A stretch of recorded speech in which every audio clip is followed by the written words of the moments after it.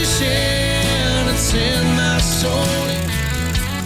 Welcome to the Salt Strong Podcast, disrupting fishing entertainment as you know it. Prepare to laugh. Prepare to get to know fishing legends in a whole new and unfiltered way. And on occasion, you might even learn a thing or two about fishing. Here's your host, Joe Simons. Like diamonds. Hello, Salt Strong Nation. Joe Simons, like diamonds. Got Luke Simons, like diamonds. What's up, dude? Yeah, not much. Glad to be here. Time to talk fishing. Not just fishing. Pre-trip planning secrets for redfish, speckled trout, snook, flounder. In particular, in the summertime, we've got smart fishing spots. We've got smart fishing tides. These are the two kind of softwares that work side by side. And by the way, we are combining the two here. It'll be later this year into an actual app that you'll find in the App Store in both iTunes and Google. So I wanted to share that exciting news that has been working behind the scenes right now. Currently, it's a progressive app where it's essentially a web-based app. Both smart fishing spots and smart fishing tides are. Once again, it will be combined into one native app that is amazing.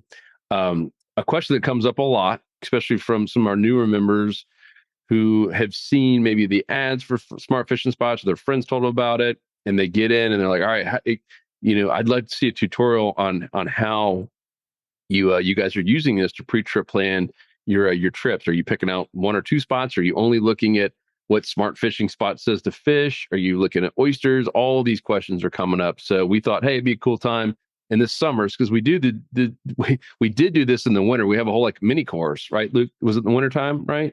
Oh, spring. So spring we went deep, really deep dive. Granted, we've done.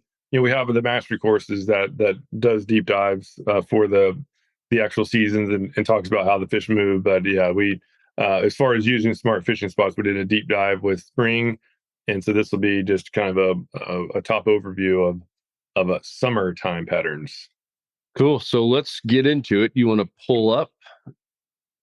Yeah. So I'll go ahead and pull the screen up. And so what I use are two things. And Joe mentioned that we are going to be blending these together in the near future. And so this is smart fishing spots. This is the top overview part where it basically just has windy. You can see what's happening. But before I really dive into the spots, I want to know what the weather is going to be doing. And for that information, the weather and the tides, obviously. I used to have to have a weather app and a tides app and just kind of use one for each. And now I just use this. It's called Smart Fishing Tides. This is a platform we put together probably 2 years ago, and I love it. So this has in my opinion, the best chart ever, where you can see on a graph. For those listening, I'll explain. It's a graph, and most importantly, you can see the tide chart. So at any point in time, by hour, you can see how the water is moving up and down, and when it's going to peak, when it's going to trough. And obviously the slope of the line. So the slope of the line as it's going up or down, that's going to be essentially the sign of when there's a good amount of current. So the steeper the slope, the more current. In general, the more current flow, the more the fish are going to be biting. It's really that simple. And but on top of that, we can actually see what the wind's going to be doing, the wind speed, the wind direction, and how that's changing throughout the day. Very important. And then lastly, we can see the weather. So is it going to be sunny? Is it going to be cloudy?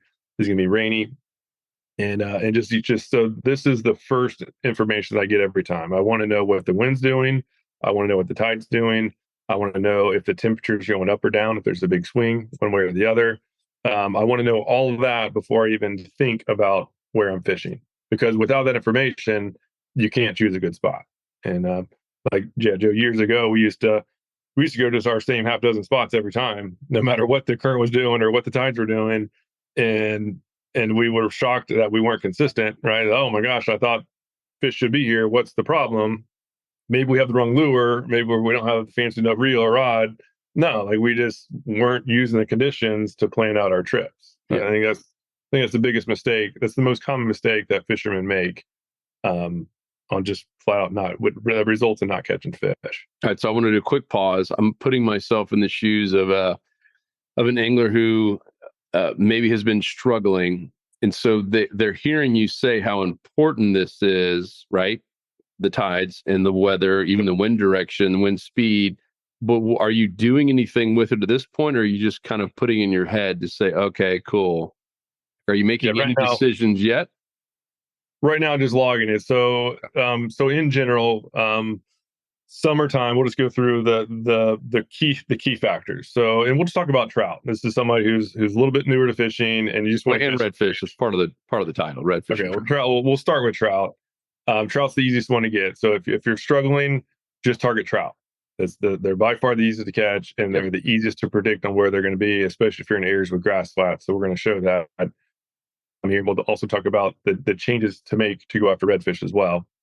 So let's say we're fishing this day on the chart. I'm just noting, okay, we have an incoming current flow, right? So logging an incoming current flow, and the wind is coming from the northeast, and we're going to have some cloud cover.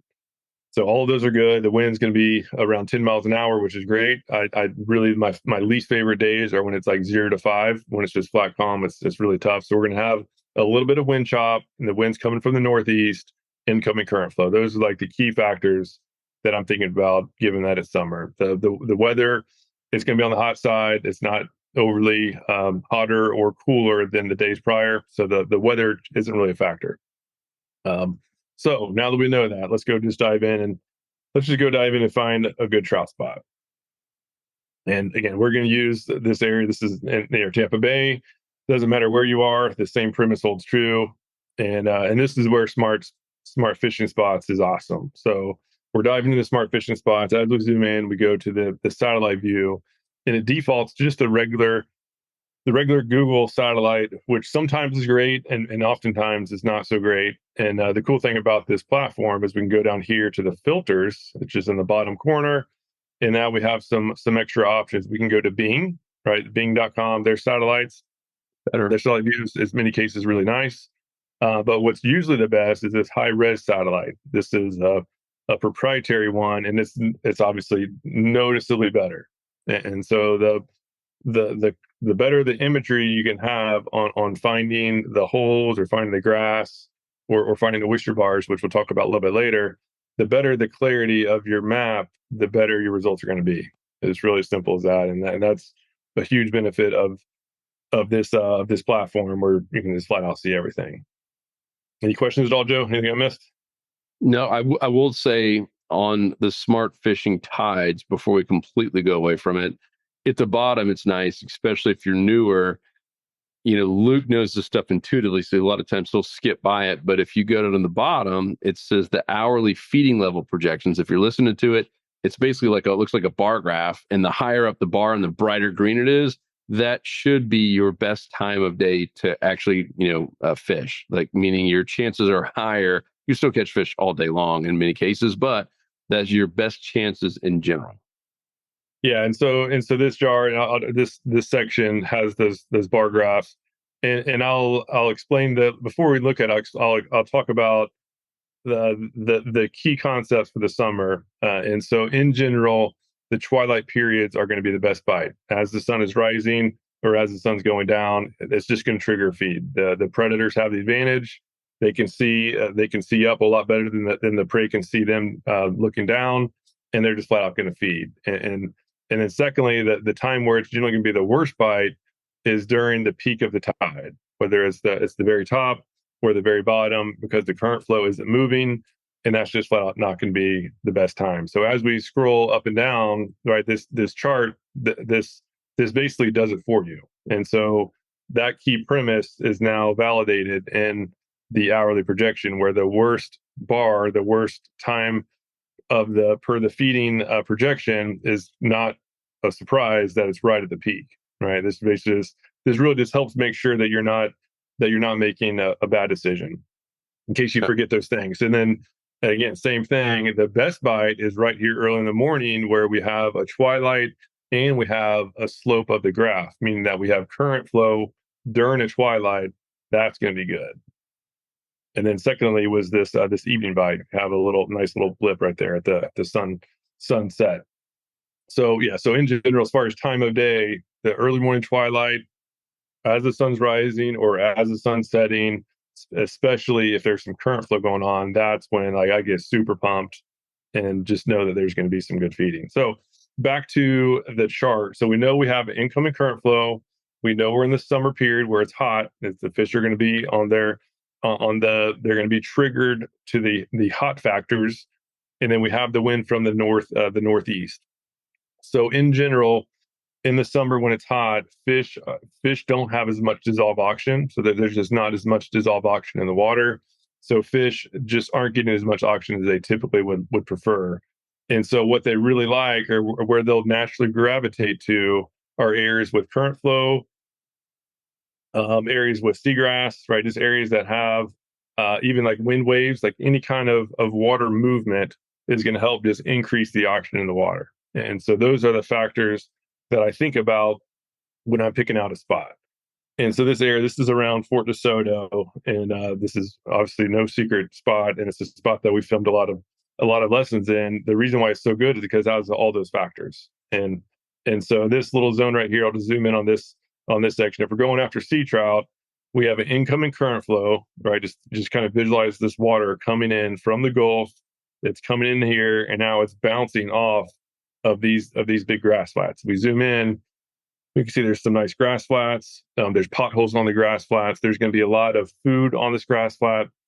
There's going to be protection from dolphin and sharks. Those trout and even redfish can get in the grass and hide. But most importantly, there's just good current flow, which means there's going to be a lot of just good oxygen. So they have oxygen, and they have some structure in this case in the form of seagrass to use as protection and to use to ambush food as it's getting pushed into the current. So given that, right, we have good current flow coming in from the west, and now we have this northeast wind coming from the northeast. So I love current flow, number one. I also love during the summer months, I like fishing the areas that have some wind chop, like some wind waves. I don't like the wind protected shorelines nearly as much, where that water's flat calm. That's just not going to help add oxygen to the water, right? There's no way for oxygen to get in. Conversely, if there's a side where there's some waves, some wind waves, even a little bit of small whitecaps on a really windy day, that's actually good. That's actually pulling oxygen into the water, and that's a good thing. So a textbook type of area to fish, and the way to actually fish it would be to target like these shorelines over here and start down current and work in. That way you're letting your cast be just a lot easier by fishing with the wind, right? The wind's coming from the east. In this case, the current flow is coming from the west. So we could work this bank. It has current exposure, it has wind wave exposure, it has structure, and it has various depths where sometimes the trout will be out here on the deep stuff. Sometimes they'll be in the middle around the potholes. Sometimes they'll be up on the shallow flats where you can sight fish them. And this is often where the redfish will be as well. Redfish are usually going to be shallower than the trout. But this would be, again, a textbook plan, which would be fish with the wind, let the retrieve, you can have long casts with the wind and retrieving your lure with the current.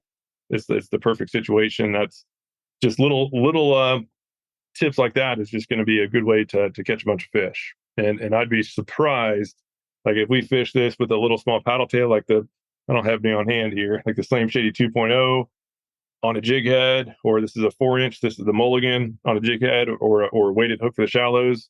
And we fished with the wind and retrieved our lures with the current, and we bounce bottom or just buzz right across the grass. I'd be shocked if we didn't catch a good amount of fish just on this one little span. And this isn't like a protected area. Like there's literally a giant boat ramp right next to it.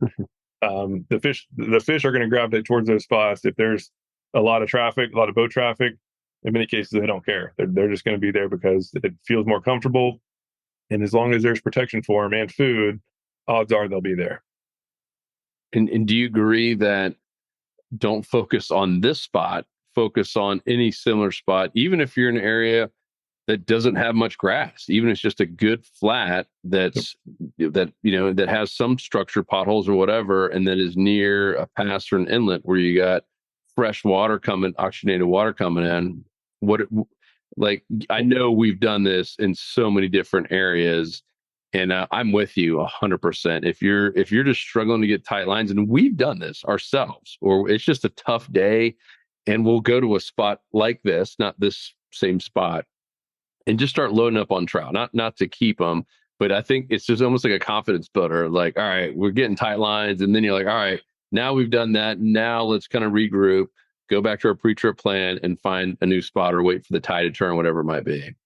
Yeah, there's nothing special about this spot at all. And once that finally triggered, we went from having the 6 spots that we go to every time, where now I fish the type of spot. So I will, regardless of where I'm fishing, I will think of those conditions that I just went over for, and regardless if I'm fishing, like I was just up in an ink load a little bit ago, and even further north, I use the same exact premise, and the fish are the same species are in the same types of spots. The trout down in Tampa reacts to the environment and to the season and to all the different changes, just like the ones do up in Crystal River or up in the Panhandle or even over in Texas. We have a lot of members who are in Texas, and these same exact really strategies apply. A fish is a fish is a fish.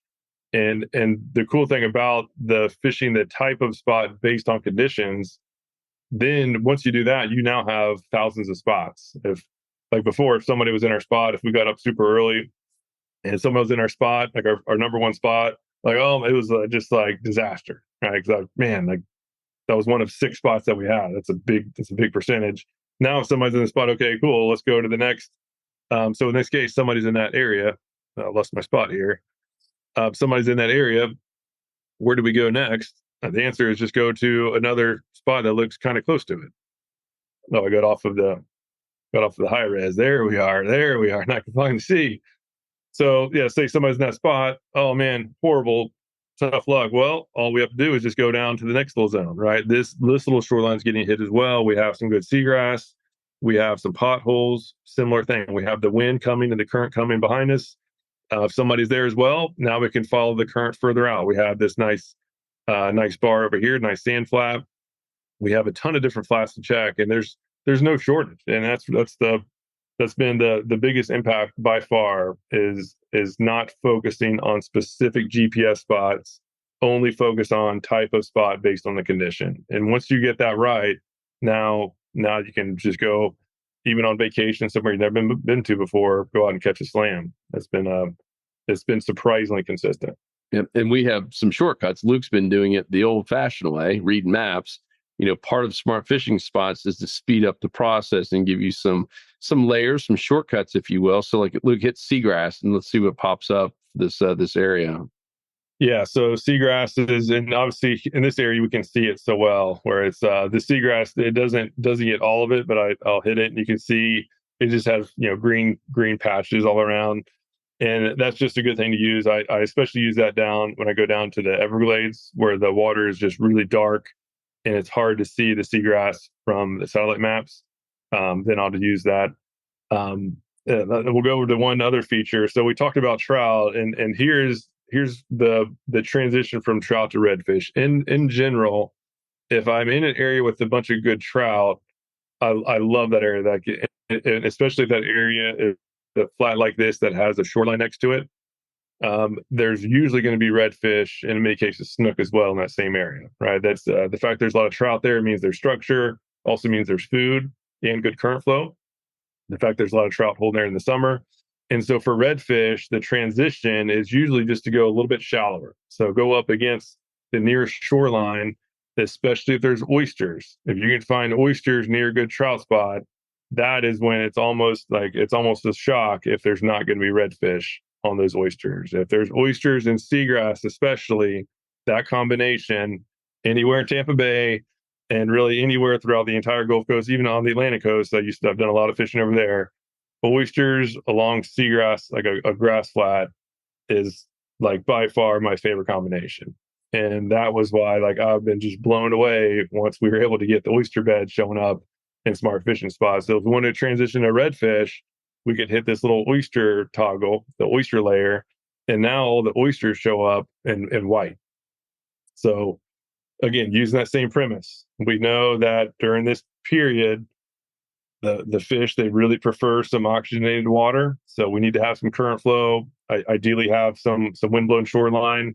And so here's some oysters right up along this shoreline right here. We can't see it on the map, but it pops off on the normal satellite map. But we can see that they're there from this oyster layer. And again, this is just a nice shoreline. We know the current flow is going to be buzzing right past it, taking a lot of food down the shoreline.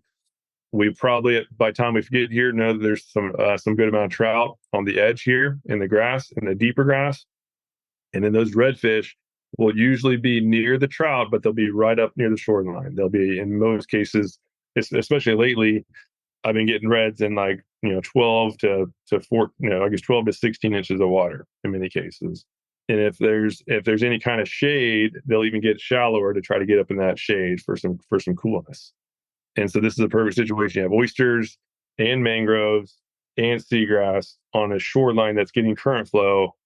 Like, that's just a really good combination. Obviously, nothing's perfect, but this type of spot during these conditions would be a really high percentage chance to catch redfish. Knowing this area, like this would only hold fish during the higher tides because it gets really shallow. You can see it's just a real shallow bank. But at the higher tides, there's be a very high chance of redfish on these oysters. But again, the cool thing is now you can see all the different zones of the oysters from this map. It just makes life a whole lot easier. Yeah, and if you're wondering, because I know a lot of different people watch this, every state's a little bit different in terms of the data we have. We're getting new data literally every week. Sometimes every day new stuff is coming in. So just be patient with us. If your area or state doesn't have exactly looking like this with oysters and seagrass. I know, for instance, like there's areas in Texas that have either oysters or seagrass, or areas that only that don't have any in some cases. So just be patient. Know that we're getting new intel all the time. Now, the other one is smart spots. So that is a really cool combination of human intelligence of our fishing coaches and even some guides in the community, combined with some artificial intelligence of all the data that we're bringing in. Literally every 15 to 20 minutes, we're getting new data that's kind of predicting where the hotter areas would be. And it is really cool. And as Luke, I don't know if you're watching this, Luke just used a little toggle at the bottom. It's a time toggle, meaning it starts with right now present, and you go out every hour, basically up to quite a few days, and starts predicting the best areas for you to focus on. That, once again, just takes some of the guesswork out. And if you're struggling, hey, start using that. I know guys like Luke and a lot of our more experienced anglers, they really like using the oyster beds and seagrass to try to find their own new spots. But if you're struggling or just want a couple new ideas in your area, because I even know some guides have said, yeah, I was just looking for some just new ideas and wanted to see what you had. I'm like, oh, cool, that actually worked. This smart spots is really, really cool. Yeah, and so here's what the smart spot's showing, and so red means that it's just going to be a hot zone. Yellow means it's great. This look kind of, I don't know what color that is, kind of tan. Fuchsia. Fuchsia's good, and then the purplish color is fair. So tan? Are you colorblind? It's like pink, dude. Yeah, whatever. We don't want pink in this platform. Fuchsia. Salmon. Fuchsia. We'll call it salmon. Salmon. That's better.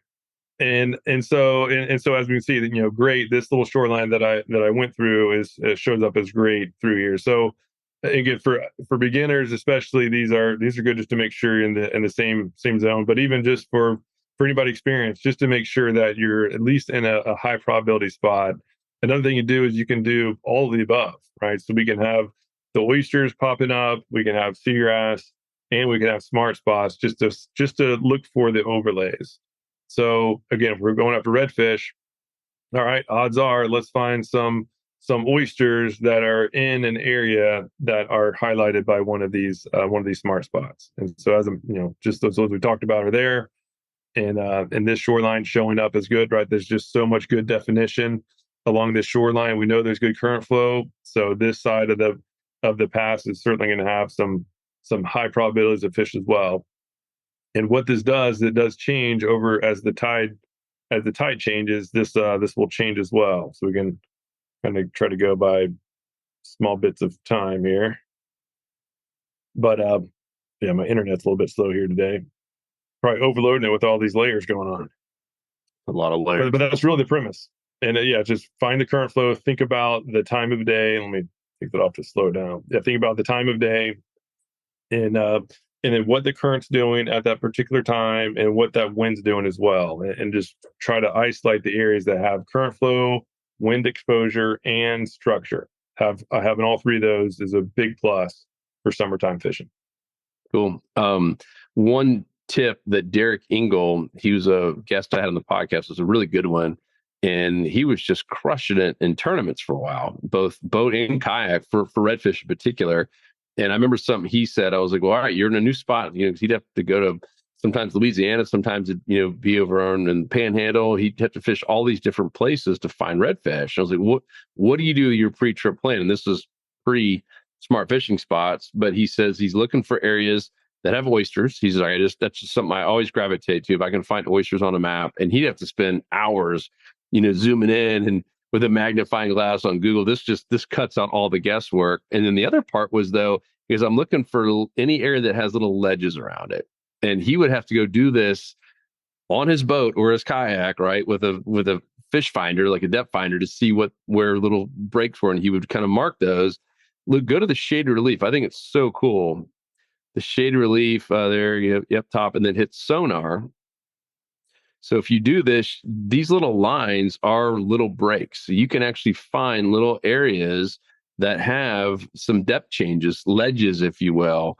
It is so cool what you can do. And of course, if you're in a pass or inlet, the high res is next level. But this sonar works in most places, and it is so helpful. I mean, it's taking all that guesswork that Derek said he uses to find these redfish spots. Like, so many times they'd be on that ledge, they're going back and forth, and the ledge doesn't mean like 6 feet. It could be 5 inches. It just like a little pothole. It means night and day difference for a trout, for a sabotage. It could be a couple inches, but he's like, just finding those little ledges that happen behind oyster bars. He's like, that's the areas I sit there and fish super, super hard for redfish.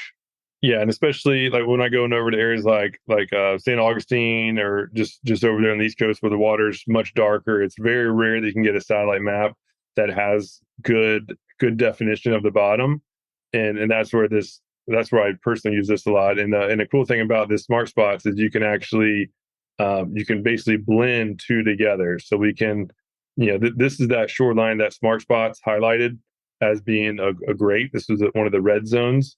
And as you know, I think the ledges part was probably the kicker there. Whereas we can see, you can't really tell on the map like how deep it gets and how quickly it gets deep. They kind of look the same. But then when you, as far as the edge of this flat on the north side of the channel versus the edge of the flat on the south side of the channel, but when we use a shaded relief and start showing that, we can see how close these lines are together on the north side of the channel. That means it gets deeper quicker, whereas it's more gradual here. So again, I don't think I've talked about it for the summertime. As far as what fish naturally gravitate towards is just areas with more oxygen, and so cooler water in general will have more oxygen than warmer water, and so deeper. Right, the deeper you go, like if you go out, lobstering or scalloping or whatever, usually when you go down deeper, it's going to get colder and colder. And that means there's going to be more oxygen. So getting a lot of fish they just naturally gravitate towards the edges of the channels simply for that reason, where if it gets really hot out and they were up on the flats, it's just not comfortable for them, they'll just shift out and go down to the channel. And they can do that super easy. They don't have to go very far. And it's even a bonus. It's a huge bonus if that shelf has structure as well, where they can go, like in this case, there's seagrass that goes all the way to the edge. And so they can be up there in the flat with all these potholes, probably all sorts of live shrimp, crabs, bait fish to eat. And then once it gets a little bit too hot, all they have to do is just swim 100 yards and they can get some comfort right there on the edge of the channel. So yeah, it's just a matter of just taking into account the key factors and then just looking for them on maps. And as I said before, you can, there's nothing special about this area that we're showing. I just like showing this because it's a public park. And so even if you're waiting, if you don't have a boat, same thing, right? The fish are going to be the same spots. It's just looking for the oyster bars or the ledges that you can wade to. And so if I was going to be fishing from land, I would just look for areas like this where we have these oysters right up along the shoreline, and there's some parking up in here.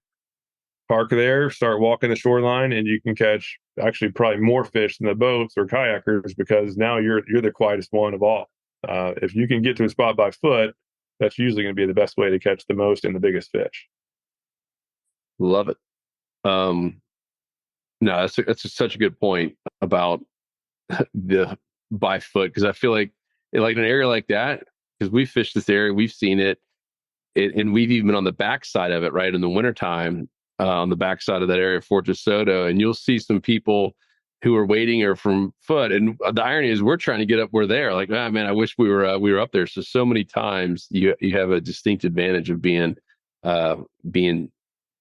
super stealthy on the shore or waiting. That's a great example.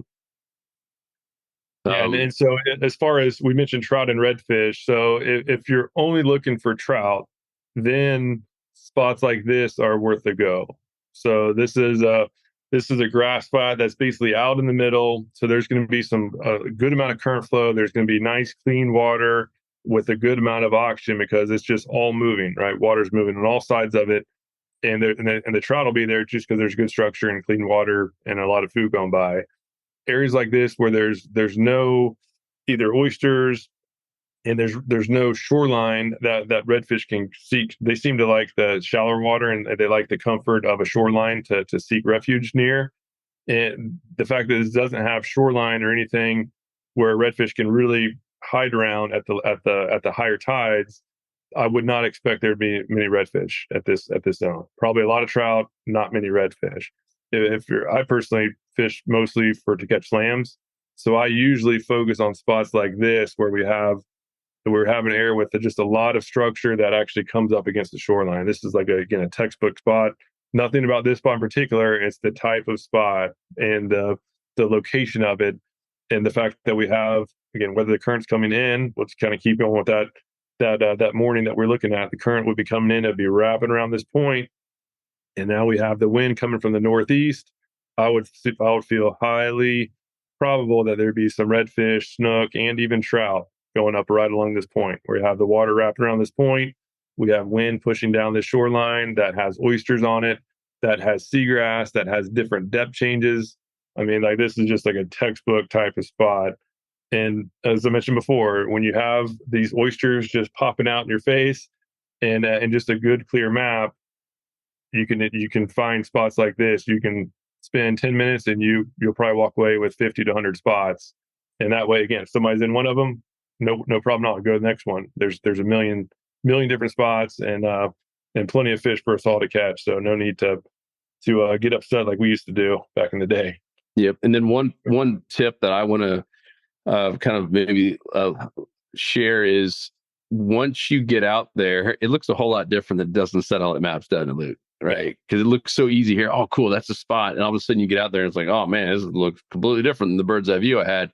We have a really cool feature in here. It's down in the middle of this bar where you can do your own tracks. Like you can create a track waypoint. You can literally hit record if you want, or you can make a route. And hit new route and then start hitting all the different places that you want to hit. So it's all saved, and that'll save inside your smart fishing spots. Yeah. So there's so much you can do with this. And now you're not frustrated. You're like, okay, literally, it literally shows the GPS spot and you could see it while you're on there. I am literally in the spot that I highlighted versus trying to remember what you had picked the night before. So definitely use this. I know all of our coaches are using this like crazy. I know there's some members who use like crazy that have told me, man, I've got 30, 40 different routes and even some tracks I've done in there and some different waypoints. So all that stuff is cool. You can export it to a fish finder if you're in a boat or a kayak and you have a little fish finder. So a lot you can do with that. Yeah, and all this is accessible from your phone, and this little icon shows you where you are. So it's basically like your personal tracker. And so if I was trying to find, in many cases in the winter especially, trout will really get pulled up in nice little potholes like this. And if I was fishing either at night or on just low light conditions where I couldn't really see it from my eyes, I could just get my phone out, get smart spots up on it, and then tap this little icon, this little triangle, and that triangle will show up exactly where I am. And so I can literally just watch. If I'm drifting towards it, I can watch my triangle drifting towards it, and then anchor down, start casting, fish those, go on to the next one, anchor down, and cast this one. So again, just crazy helpful. Just all stuff that I wish I just had access to, 20 years ago when learning the hard way. It is crazy how much technology has changed the game. Game changing. And the triangle he's talking about is on that lower bar, and I guess it's more of a compass arrow that says locate me. So that's super helpful. But if you guys haven't used this, man, it's smart fishing spots. You can put it right there on your phone like any other normal app. Smart Fishing Tides is also in here. There's on the right hand side, that third button down is that brings up all the tides. You can do everything right through here. But as I said, by the end of the year, for sure, it'll all be combined, super seamless, where the two work just side by side. Going to be really, really helpful. That's one of the biggest requests we had is, hey, it'd be really cool if you had like tides at any given spot. They're just automatically populating, including the strike score and the best time to fish that day. So all that's going to be combined into one. But for now, there's just so much you can do with this. Definitely use it. If you're not a member yet, what the heck are you waiting on? I mean, this stuff alone is worth it. And really cool stat. We're now looking at how much members are saving on their tackle discounts, because we have discounts 24/7, 365 days a year on our site. And what was it, 2 million, Luke? 2.1 million inception to date. Pretty awesome. Total tackle savings from the normal prices they'd have to pay at Bass Pro or wherever. I mean, that's huge. So cool. We've only been doing the tackle for a couple of years. The club's been around for a whole lot longer, but the tackle's only been a couple of years. So that was really cool to see that. And I just want to thank all of you members. We're well over 40,000 now. And it just keeps growing like crazy. Just people were telling their friends about it and watching stuff like this. So thank you so much. To join, just go to saltstrong.com and click the top button, join now, join the club. We'd love to see you up in there. And if you have any questions on this, comment down below. We're going to put this, depending on where you're watching on YouTube or the blog post is the best, because if it's on saltstrong.com, like in our fishing tip section, those comments will come to Luke and I. YouTube, not so much, because there's just so much stuff on there. But saltstrong.com, it'll come to us, and we'd love to hear from you. Anything else we missed?